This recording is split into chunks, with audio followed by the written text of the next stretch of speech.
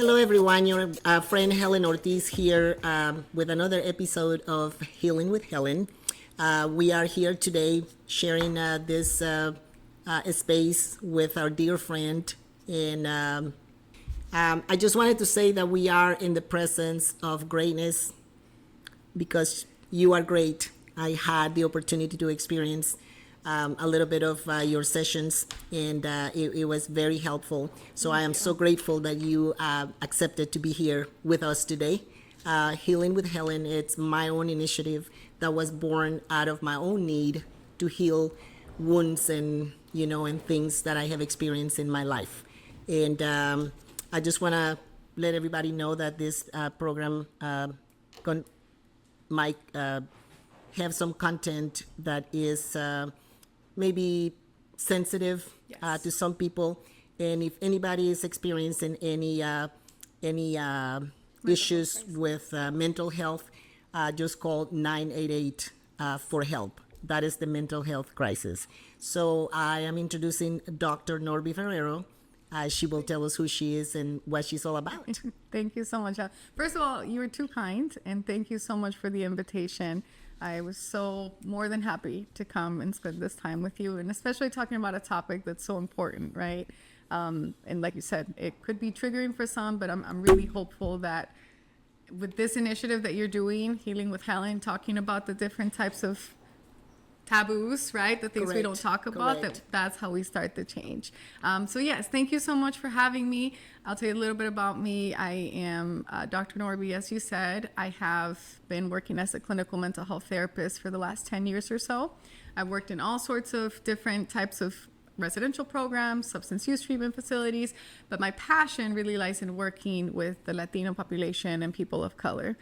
So I've been working as a therapist, and then also on the side, my husband and I have a YouTube channel where we put free content as well on mental health. So all sorts of videos. I think we have over 150 videos on depression, anxiety, the signs and symptoms of suicide, all these things that we need to talk about, called Preguntale a Norby is the name of the channel. And then we also have the English version, Ask Norby. So Right.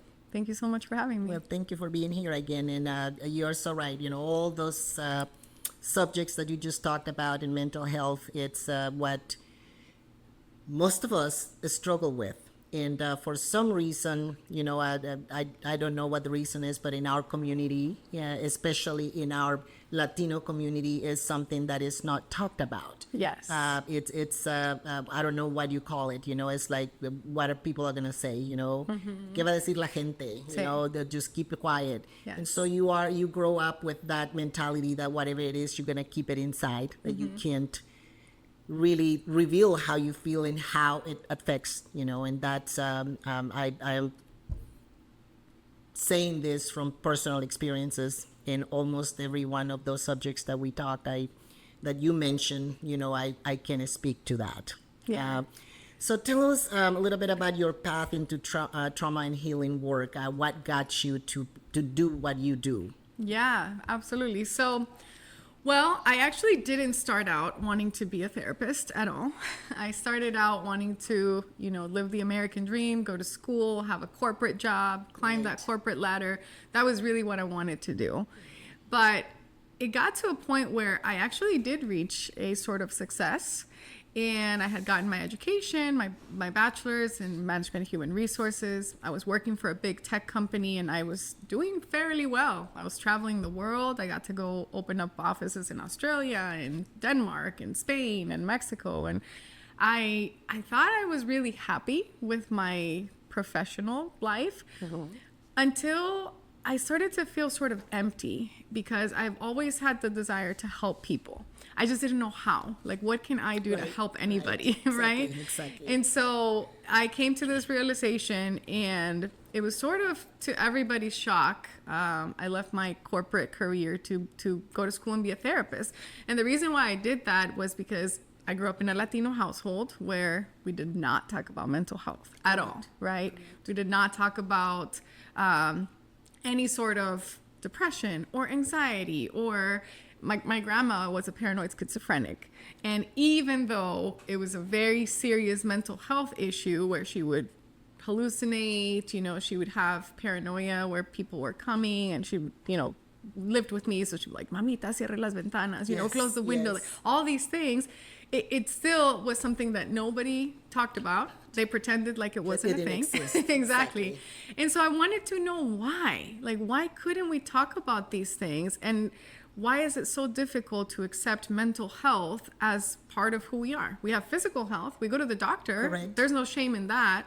But why Absolutely. is there shame in going to a therapist? Why do you have to be crazy to go to a therapist? Exactly. And that's, So, it. And that's it. It is that notion that if you estás loca, Sí. you know, don't talk about it because people That's say right. that you're crazy. yes, So go I, on. I like using the metaphor for the Disney movie Encanto. I don't know if you've seen it, but basically, I think the whole movie is a metaphor for this, for Latino households covering up mental health issues or, you know, or abuse or addiction. Wow. Because they have a brother, so it's a matriarchal household. The grandma has children, and one of the brothers does something and he goes away. And so his name is Bruno. And so we don't talk about Bruno, right? And so there's a big song, you know, we don't talk about Bruno. And the house starts breaking down because there's all these secrets. And the thing is, Bruno hasn't even left. He still lives at the house, but he lives underground with like all the rats. Oh, wow. It's a pretty cute movie if Now you I'm haven't gonna have seen to it. watch You have it, to watch it, definitely. yes. But he's still there, and that's kind of what happens with trauma. That's kind of what happens with addiction, with abuse. It doesn't go away just because we don't talk about it. It gets worse. if you don't. Exactly, Yeah. exactly. So that's what led me to want to become a therapist. And then, you know, I got my master's, I got a postmaster's, and then I got my doctorate because I really wanted to offer my community the best that I could and get as much education as I can or as I could to be able to support them. Wonderful. And we all appreciate you for that. Thank you. You know, my initiative, Healing with Helen, it's new. This is a baby, you know, that I don't want to say it. I don't know exactly what I'm doing, but I am following my heart, and I'm following what I know it's that I need to do to heal and help others heal. And I just want to know what made you say yes to my request, since you barely know what I'm doing, and this is I am very grateful for that. No, absolutely. I obviously admire you. The little bit that I have gotten to share with you, I admire you. And I always want to be a cheerleader and a support for people who are brave. What you're doing here is brave, right? It takes courage, and it takes courageous people to do this, to stand up and to say, I'm going to talk about the difficult things. And so, of course, it was a no-brainer for me to say yes. Wonderful. And thank you so much for that.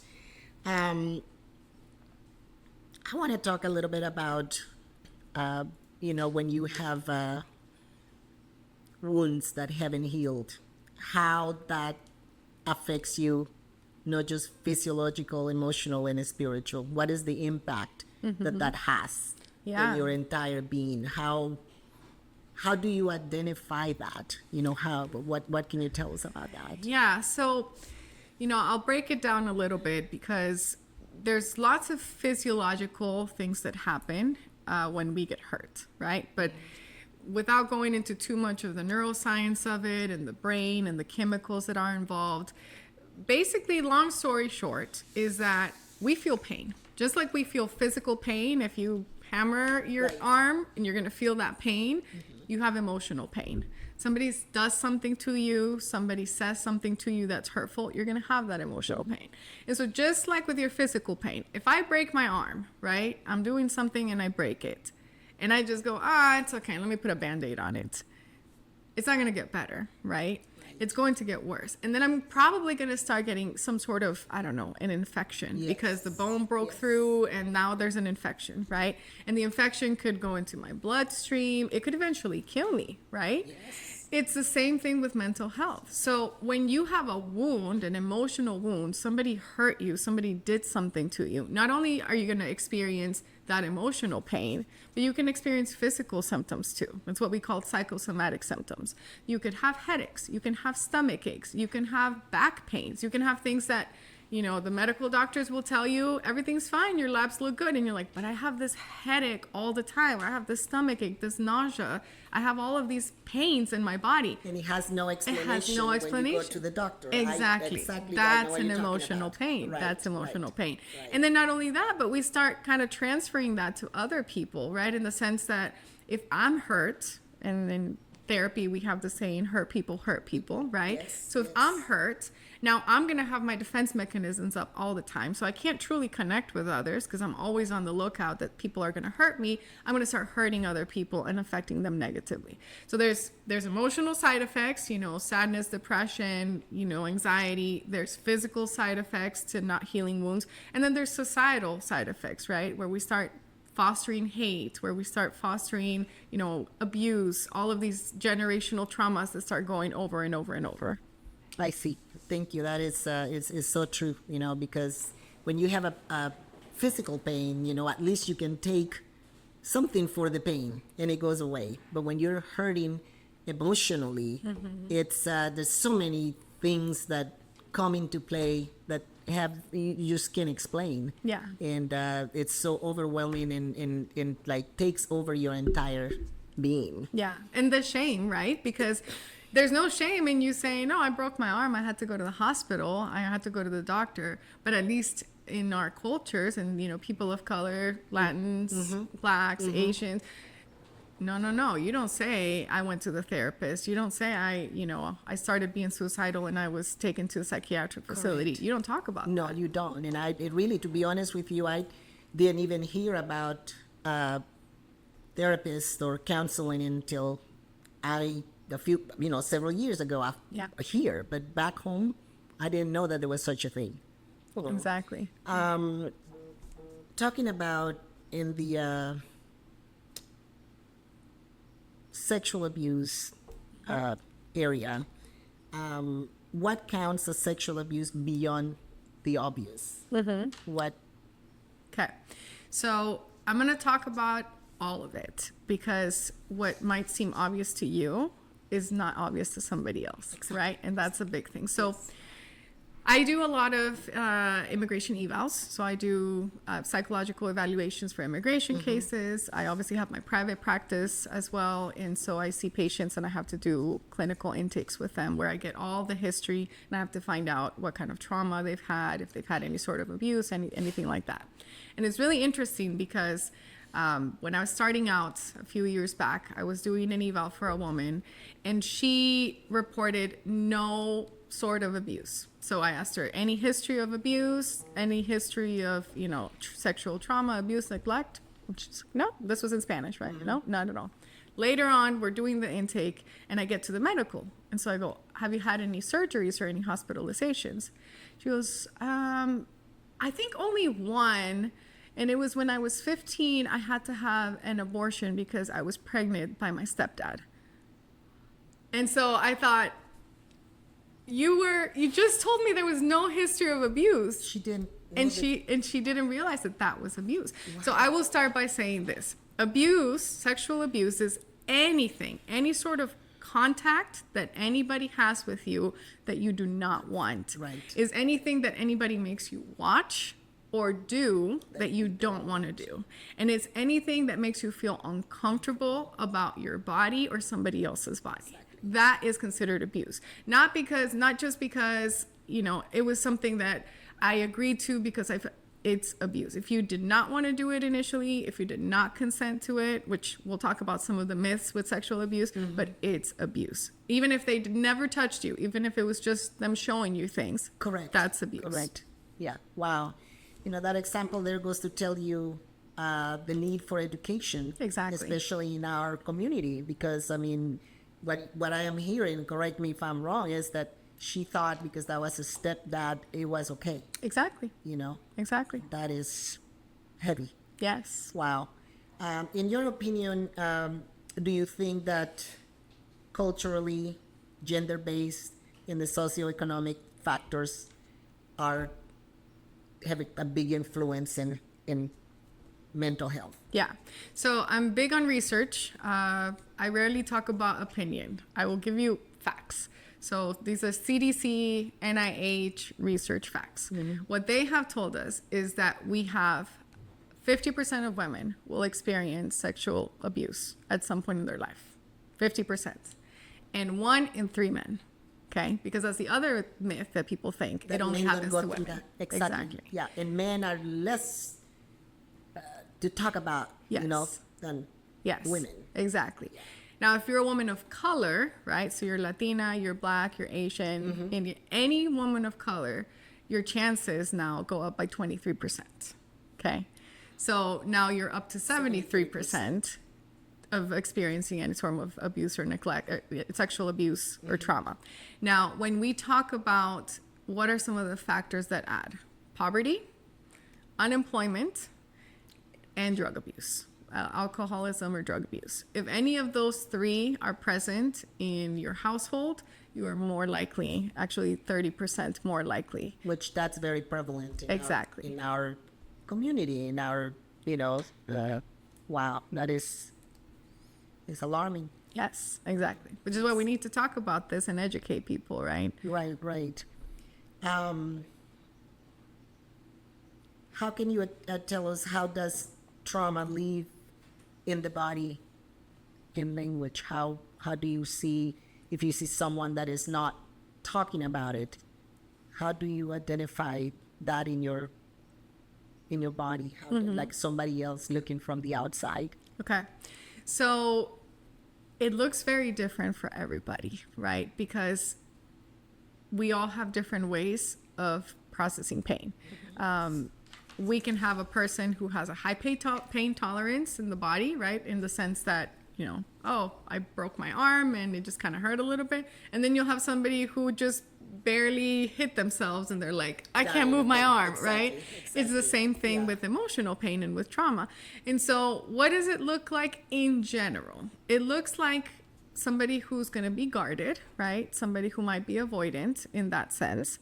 But it also can look like somebody who's overly attached, anxiously attached, somebody who's constantly looking for that physical kind of validation from somebody and attention, right? Codependency. Exactly. So it looks very different, but just like with physical health, emotional health is the same. It just kind of depends what kind of symptoms you have. But at the end of the day, you're going to have trust issues because you're going to have, you know, whoever it was that victimized you has taught you that the world isn't safe and that you shouldn't trust And people. especially when it's someone that is supposed to love you and protect you. 100%. When that is broken, so absolutely that is going to affect how you see everybody else and what kind of relationships you form and develop. And it's I totally understand that. And sadly, I'll talk a little bit about the perpetrators, right? Correct. What kind of perpetrators? What does somebody typically, what position do they have? And it's typically going to be somebody who's close to the family or a family member or in a position of power. And I'm not saying here that, you know, teachers or priests or, you know, that these people, they're all going to be perpetrators. I'm not saying that. But when you look at the cases, when you look at people who have experienced sexual abuse, the perpetrators typically have a position of power. Now, another thing which is really interesting, especially as a community of Latinos, is that when you have very strict gender conforming rules, so when you have a lot of machismo or where you have somebody who's very much women should be this, men should be this, usually when we look at the types of people that perpetrate, they have very strong gender conforming rules. Right. I know exactly what you're talking about. Talking details, but growing up, I saw a lot of that in controlling who are your friends. You're not supposed to go out. You don't talk to these people. Don't talk to that. So it's something that definitely people need to keep their eyes open and read and identify all those signs because they are there. Yes. Absolutely. What lens should we use to understand survivors' experiences in the communities and such like that? What should we use to understand the people that have survived experiences like this? Well, I think that empathy is going to be your number one thing, or your lens. Unfortunately, when somebody goes through sexual abuse, more than any other type of abuse, although this does happen with physical abuse as well, but sexual more than anything, and especially if it's a woman, there's a lot of victim blaming, right? well, if you hadn't worn that, if you hadn't been out that night, if you hadn't gotten drunk, if, and there's a lot of victim blaming, that wouldn't have happened to you. Right. Exactly. So victim blaming, it's something that is really detrimental to the survivor. Now, the other thing that might happen is when somebody comes out and says, yes, I was a victim of sexual abuse, then now whoever was supposed to protect, whether it's the mom or whether it's, a friend or family, whoever, is going to kind of hijack the victim role, and now it becomes about them. Oh, it's because I married him, or, it's about, I should have known and I should have protected you. Don't hijack that, empathize. This is what happened to them. You need to process. Your feelings are real. You might be feeling super guilty that you brought this person into your home. You might be feeling super guilty that you didn't help protect. You didn't see the signs. That's okay. Go talk to somebody else about it. Go talk to a therapist about it, but not with the victim. Because not only are they struggling with their own shame and their own feelings, but now they have to care for you because you're hijacking that. Right? You are adding a guilt trip to what they're already carrying. Exactly. Yeah. And the third thing is, don't seek revenge. You might think that the victim wants to hear you say, oh, I'm going to go kill him. I'm going to go find him or her. I'm going to kill her. No. That is not what they want to hear. And that doesn't help anybody, right? It's just pain feeds off pain, right? So it's pain seeking more pain. And you're not validating their experience by saying, I'm going to go seek revenge. So empathize. That's really the lens that you should be looking at. Thank you for telling me. Thank the person for telling you about the abuse. And if it's a child, absolutely take them to a professional and say, you can talk about this more if you'd like. Let me take you to a person who you can talk to about. Don't pry. Don't ask details. Don't ask questions. Let that person at their own pace and go to a professional talk about it. Correct. Thank you for that. And talking about that, another thing that comes with all that is, in my case, I felt angry at my mother for not protecting me. You should have known. You should have, and it kind of, you develop that resentment, shame if you did, shame if you didn't. But and obviously, with the hate that you develop for the person that hurt you, and but I tell you that part of healing is forgiveness. You have to come to that point where you have to let go. You have to find it somewhere to let go. That will just eat you away. Yeah. And it's all a process, right? And forgiveness, I've actually done quite a few videos on forgiveness. I have to watch them now. Yes, they're good. So forgiveness is not for the person that hurt you. Forgiveness is for you, right? Exactly. And it's almost like if you have a bag, right? If you have a backpack and I do something painful and so I throw a brick in there. Right. And then I do something, hurtful again and I throw another. And so now you have 2 bricks that you're carrying. And then I hurt you 3, 4, 5 times. Now you have a huge bag of bricks, right? Well, eventually, let's say your bag is full or you go, you know what? I'm not going to take any more of your bricks, right? And you walk away. Perfect. So now I'm not putting any more bricks in your bag. But guess what? As long as you're still carrying them around, I'm still hurting you, right? Correct. And that's that resentment and that pain. When you forgive, you're dropping that bag. You're finally saying, you know what? I'm going to let go of this, like you said, because it's not for that person who was putting in the bricks that hurt you. It's for you so that you don't have to carry it around anymore. Yeah. I always said, you look at a person and you don't know what they carry in their bag. Exactly. How heavy that load is. Yes. So now that we have a little bit of understanding the wound per se, I want to maybe touch on pathways to healing. What do you know? Nowadays I hear about the EMDR therapy. Would you like to share what you know about this, what this is, and how it works? Yeah, it's a form of therapy. You have to get additional certifications to do it. It was actually developed to help soldiers with PTSD syndromes, with post-traumatic stress disorder. And so what it uses is eye movement, right? It's eye movement, desensitization, and reprocessing. That's what EMDR stands for. So basically using, whether it's your finger or whether it's some strobing lights, what you're doing is you're using eye movement, guided eye movement, to reach a part of the brain that has that traumatic memory, and then you're sort of reprocessing it in a way that it's not as painful or as traumatic, so that when you do think about it, or when you do get triggered about that particular memory, whether it was you're at war and you saw your friend being blown up, or it was some sort of abuse, it doesn't have that same effect, physiological effect of going into survival mode, because you're reprocessing it. So in a you different create way. a kind of a type of mechanism to Yes. identify when those thoughts are coming into your. Yeah, you sort of rewire the Right. brain. I guess that's the best way to put So it. you react differently. Yes. Okay, okay, interesting. I've been hearing about it a lot, and I didn't have really a good understanding that, but that is great. Thank you. How can one start the healing journey? What is the safest way to start healing? If you may. Well, I'll ask you, what would you do if you broke your arm? Right? to the doctor. You go to the doctor, Get a right? cast on. Exactly.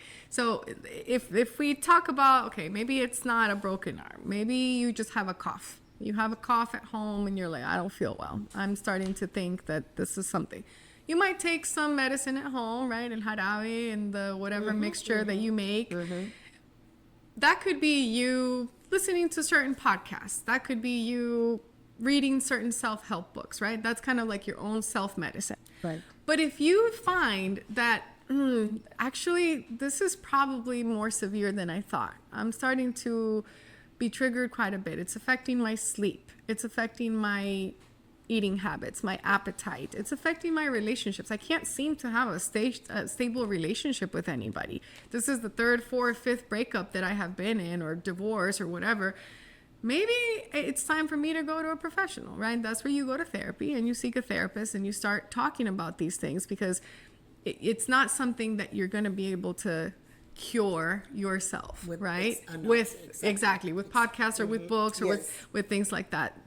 Does that help? Absolutely, 100%. Anything you do towards healing, towards the right path, is going to add and it's going to help.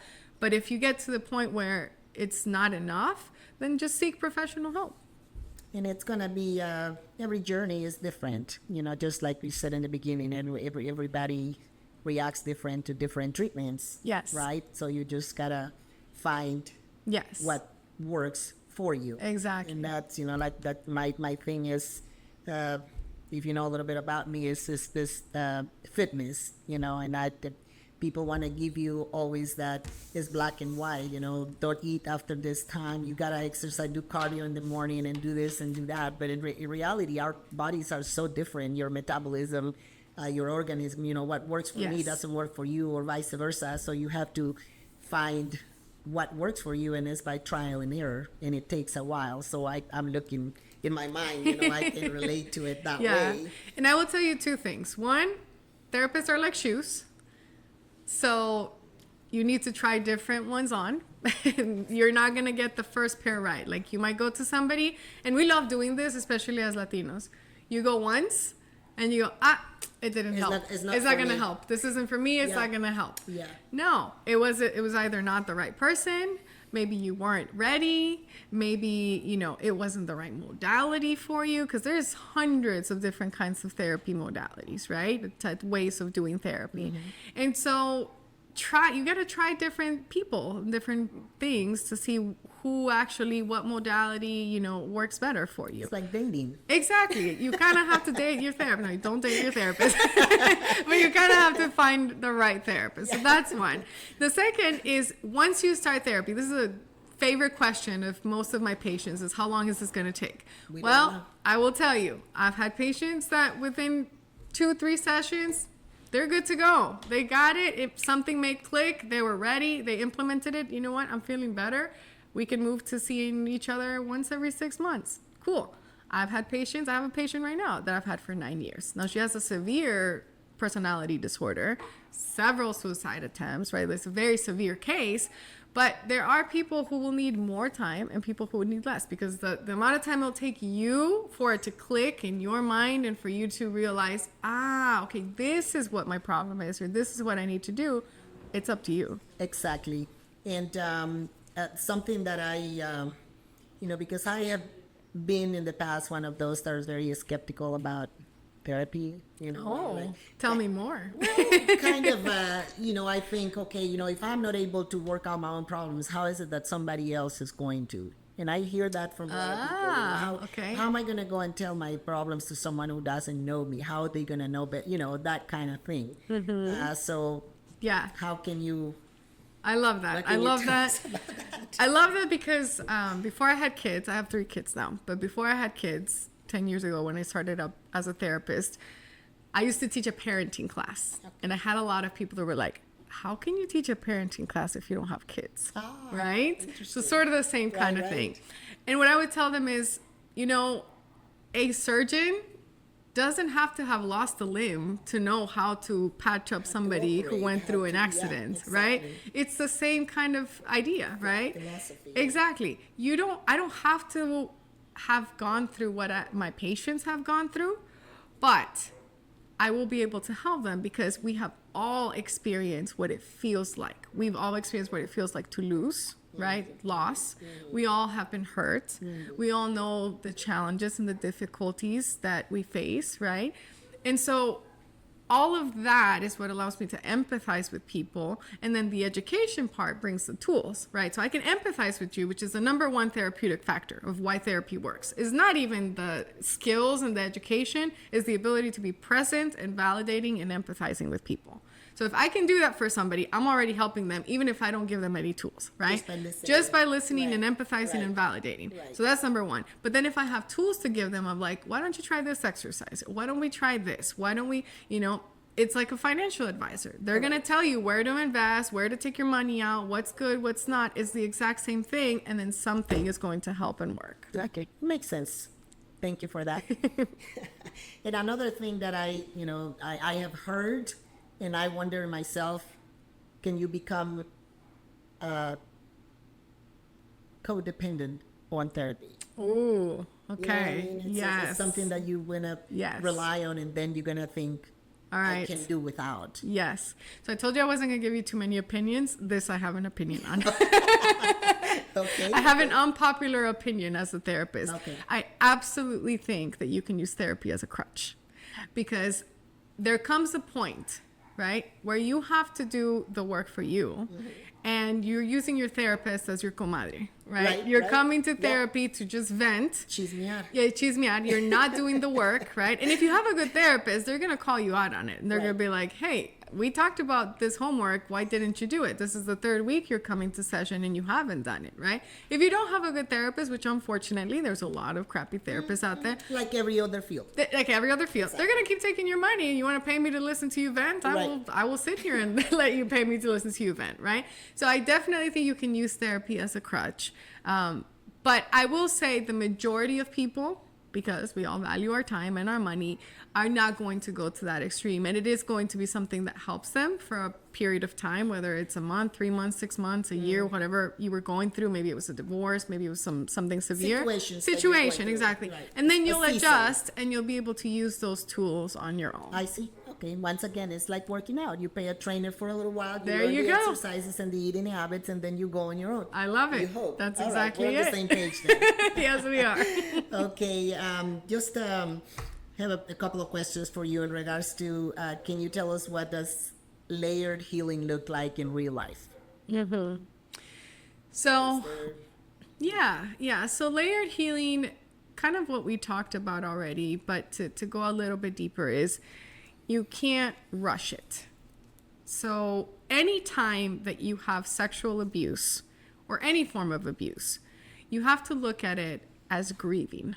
Okay, just like if you lost somebody, just as if, your mother died, your grandfather died, your friend died, you have to allow for a grieving period. What you're grieving is what should have happened that didn't, right?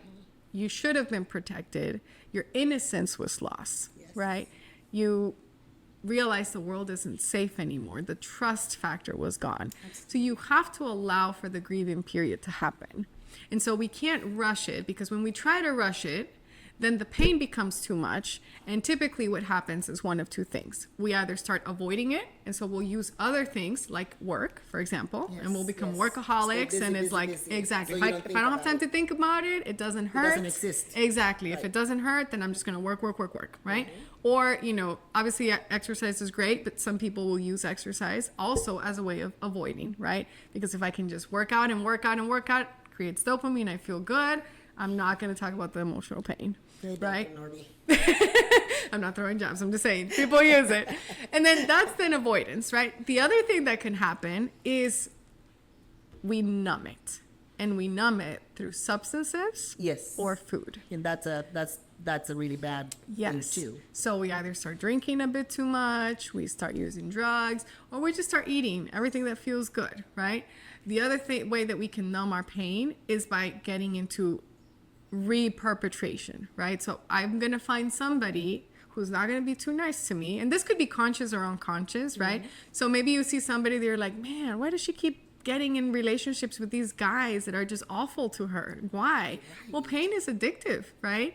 And so if I'm trying to I'm avoiding through work or other things, or I'm trying to numb it, I'm going to find other pain, new pain, to not have me focus on this old pain. Does that make sense? And absolutely, because I was talking about that just this morning about it, and that why does she keep going to the same type of men and same relationship? It's like one mirrors the next one and the next one. Yeah.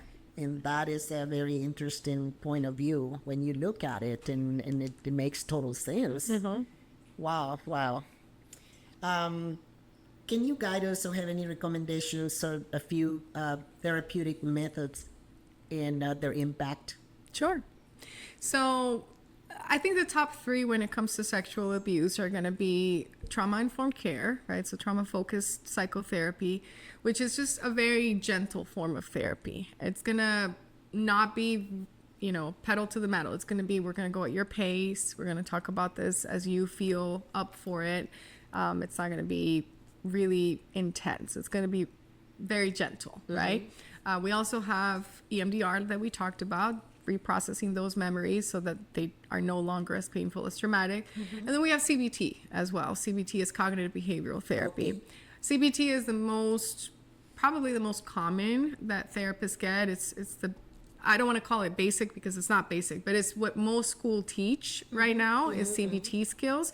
And it's, if I change my thoughts, my cognitions, right, then I can change my behaviors. And so for me, I'm not a huge fan of CBT because to me, it's more surface. We're changing thoughts and we're changing behaviors, but we're not going underneath. We're not going to the subconscious. We're not going to the really deep stuff, the deep fears, the deep values, the distorted, details. the distorted life lenses that now you have.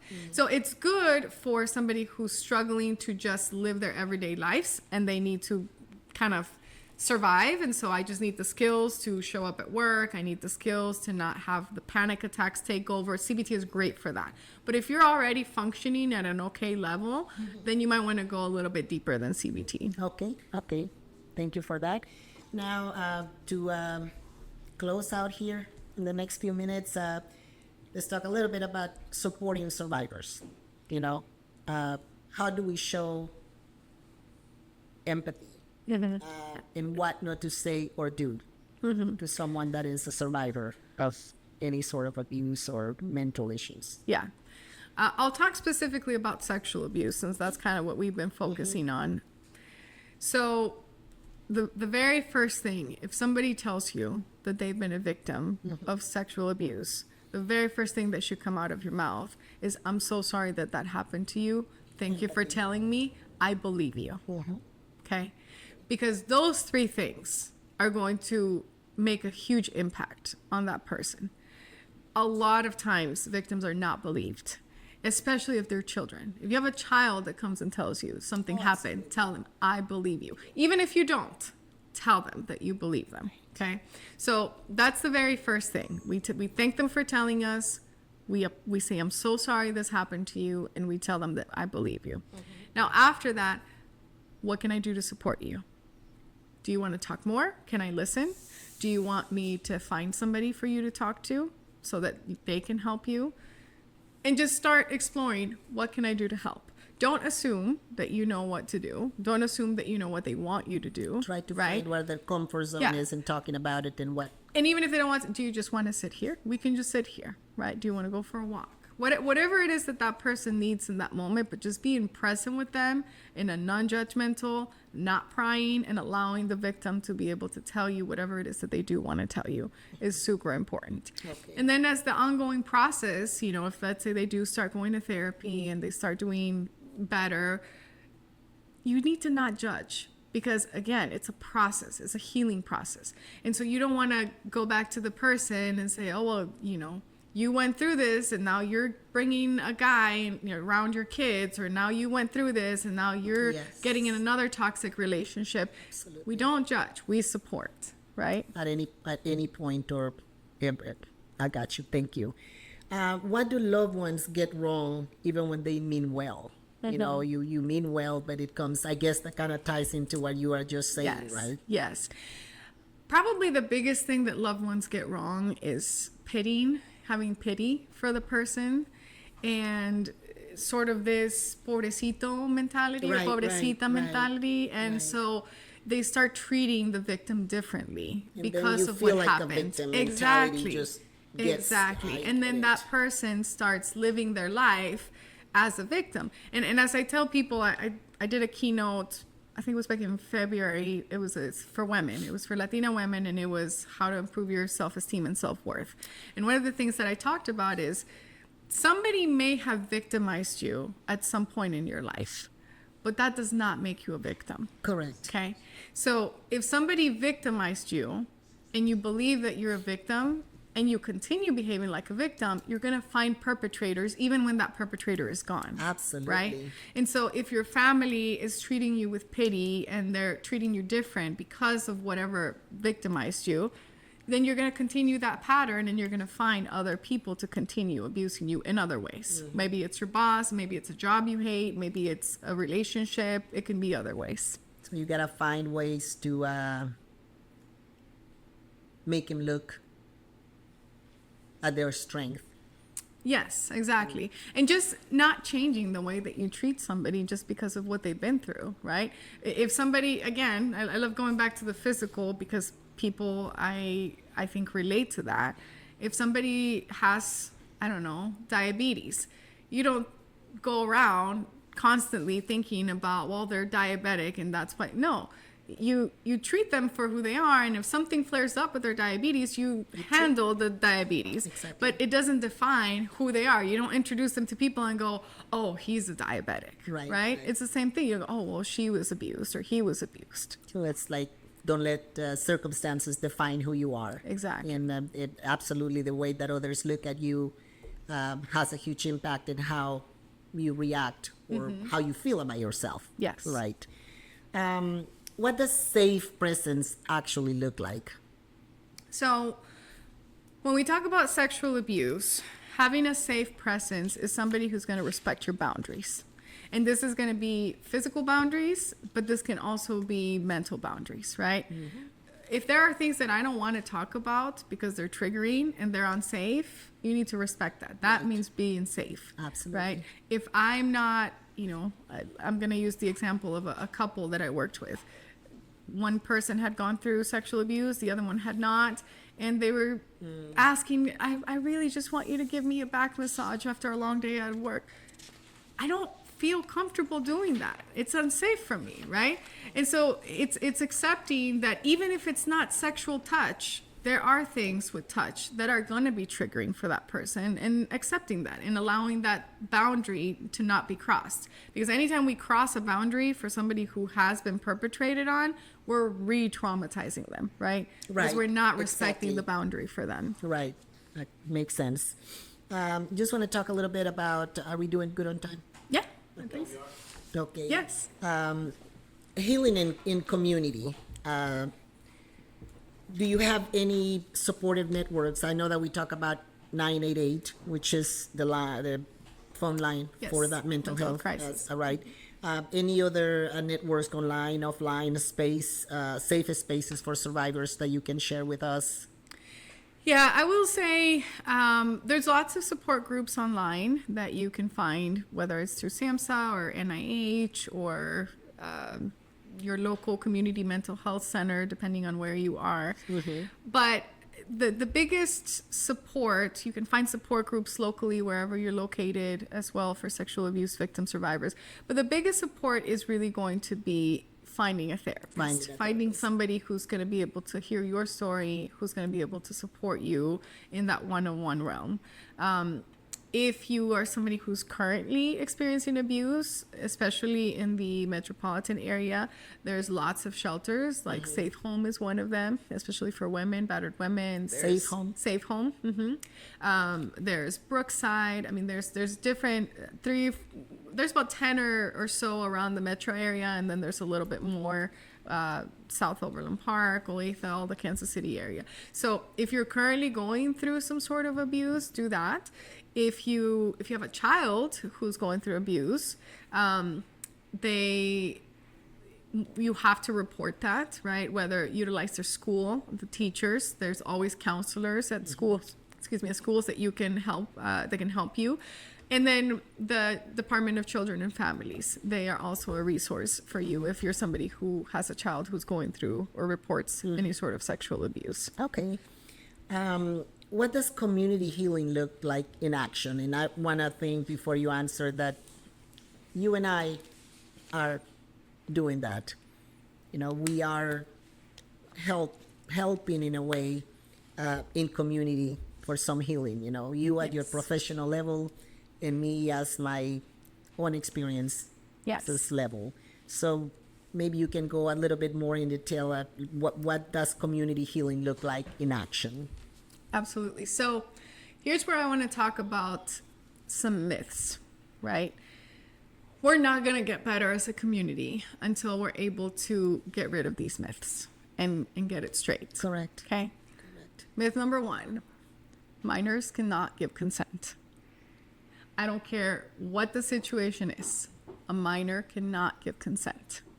And it's not consent in the sense of for any sort of sexual act. They cannot give consent. I can't tell you how many families I have worked with where you had the whole family supporting a relationship between a minor and an adult. Yeah. Because, well, she loved him, you know. Well, she wanted to be with him. Yeah. Minors cannot give consent. You know, to that note, before you go on, that in my own experience, you know, my mother was 14 when she married my father, 28. Yeah, and that should have been a sign. 100%. Yeah, exactly. And so, and we still have those beliefs, right? That, well, if she wants to be with him, or, you know, if he wants to be with her, then it's okay. Because again, it's not just women, it's men and women, as well, right? Exactly. So minors cannot give consent. That's number 1. Number 2 is that homosexuality is a consequence of sexual abuse. It is not. It is a myth. It's a myth. Okay. It's a myth.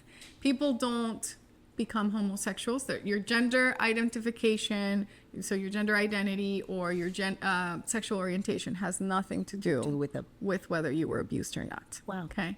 But if we continue, oh, he's gay, or, you know, she's a lesbian, because of it what must happened. have, yes, right. You must have been abused as a kid. Wow. We're creating more and more pain. Okay. That's myth number 2. Myth number 3 is that marriage is not automatic consent. You can absolutely be raped by your spouse. You can absolutely be sexually abused by your spouse. Yeah, just because you said, I'm going to live with you and I'm going to, you know, spend the rest of my life with you, does not give that person access to do anything and everything they want with you whenever they feel like anytime. it. Exactly. So if you're married, that does not automatically give the other person consent.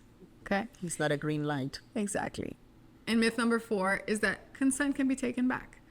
If you initially said, okay, yes, this is okay for me, and then as things started evolving, you said, actually, I don't. You'd be like, oh, well, you said yes, so nope. You can absolutely take consent back. No means no. No means no. And if that person continues doing whatever it is that's making you uncomfortable, remember the definition of abuse. Correct. then it is turning into abuse. It's not, there's no gray lines. You either consent or you don't. It says black and white. There's no Exactly. gray Exactly. shades So, of gray in there. as a community, if we can take these myths and we can start educating people as to how do we prevent, because that's number one. We need to prevent. Prevention is the best cure, right? Correct. So if we start educating and we start preventing, that's going to be the best way that we're going to support. And then for the people that we do have, because there's two things that happen when somebody goes through sexual abuse. The first one is that they're 3 times more likely to have suicidal ideation or suicide attempts. So we're going to save lives. Right. If people feel validated, if people are able to not have to go through the abuse in the first place, we're going to decrease suicides. That's number one. And then the second thing that happens is when people start talking about their experiences and normalizing asking for help, then other people are going to seek help, right? If I can raise my hand and I can say, well, I've been to therapy, right? Then all of a sudden other people are like, oh, well, she's not crazy. Well, I hope. So maybe I can go Maybe too. therapy will help me as well. Yeah, exactly. Maybe Right. it's okay for me to go to therapy, Right. And that's how really as a community we're going to be able to help people. Thank you for that. That absolutely makes sense.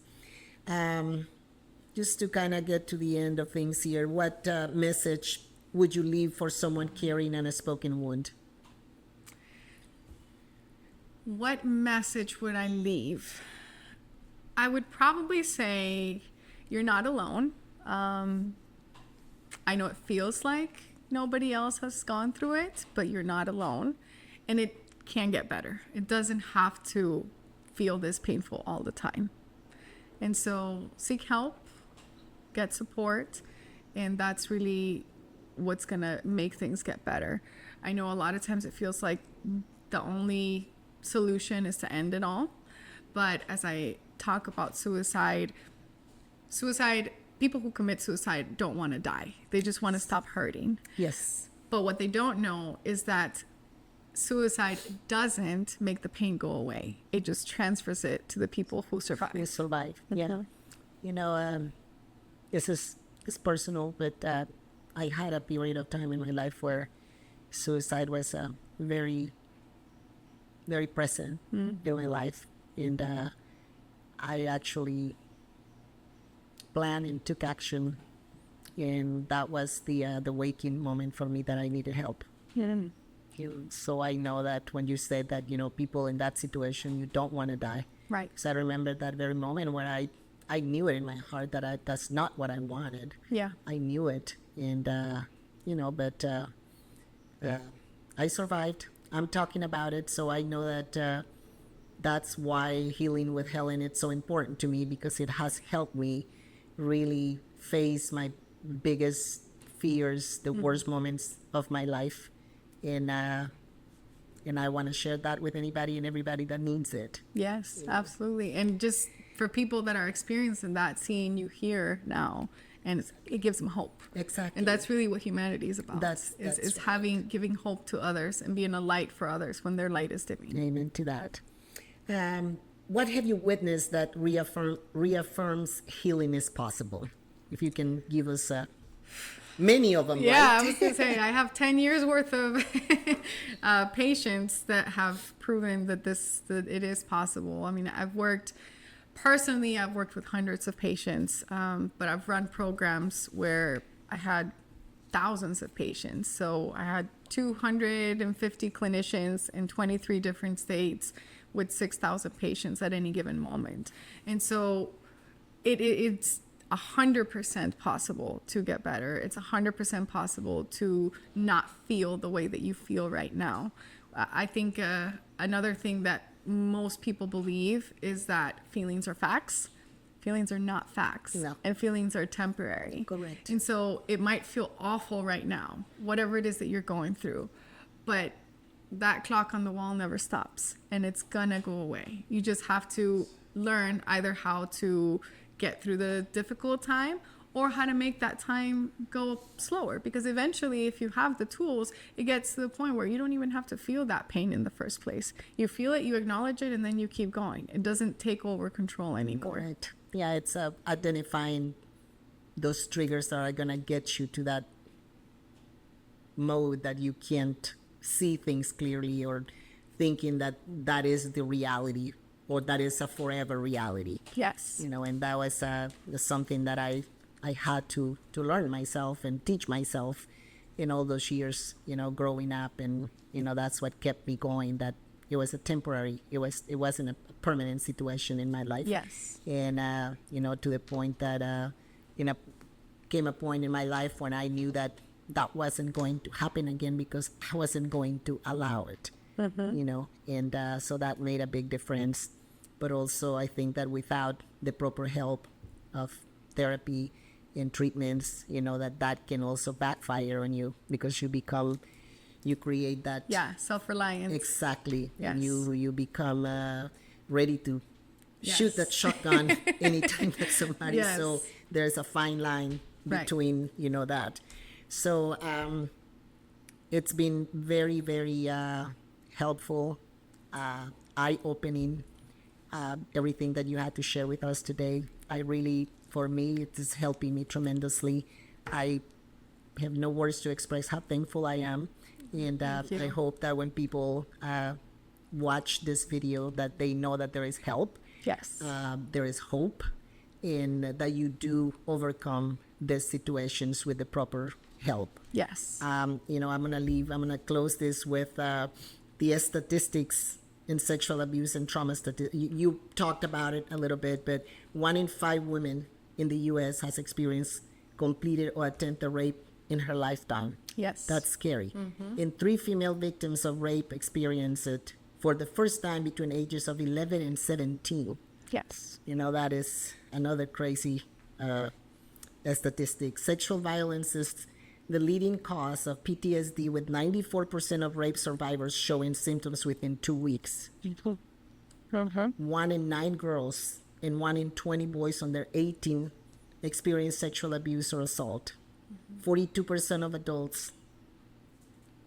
It's just crazy. Yeah. When you look at this. One statistic that we didn't talk about, which it is important, is the high percentage of underreporting, because that is what Just we what's know. reported. Just what's Exactly. reported. But if we talk about Exactly. the taboos Exactly. and what not to talk about, it. Especially as people of color. Yes. I'll tell you this last interesting fact. So we have what's called collectivist cultures, right? Which are, the American culture is individualistic, the I makes the we. The Latin culture, Asian culture, Black culture, it's the we makes the I, right? So we're collectivists. In collectivist cultures, the underreporting is that much higher, because we feel a duty to protect the perpetrator, Yes. the honor of the perpetrator. And this is so prevalent that in China, for example, in Chinese, there's a word for that. There's an actual word for protecting the honor by not exposing the perpetrator, right? And that happens, we don't have a word for it in Spanish, but it happens, Absolutely, You're it not happens. going to out your grandpa. You're not going to out your aunt. You're not going to out your somebody as as a pedophile. Right. And so we feel this weight to not report what happens, because we need to protect the unit of the family. And that's what's killing us. Wow. Well, once again, thank you so very much. you. I hope that whoever watches this, you will have Dr. Norby's information, and if you are suffering, if you are hurting, know that you're not alone, and know that there is support, there is hope, and you just gotta talk about it. You gotta be brave. You gotta heal. And Healing with Helen will be here talking about subjects like this, and try to reach out and help to anyone who needs it and wants it. Thank you so much, Thank you, Helen. Norby.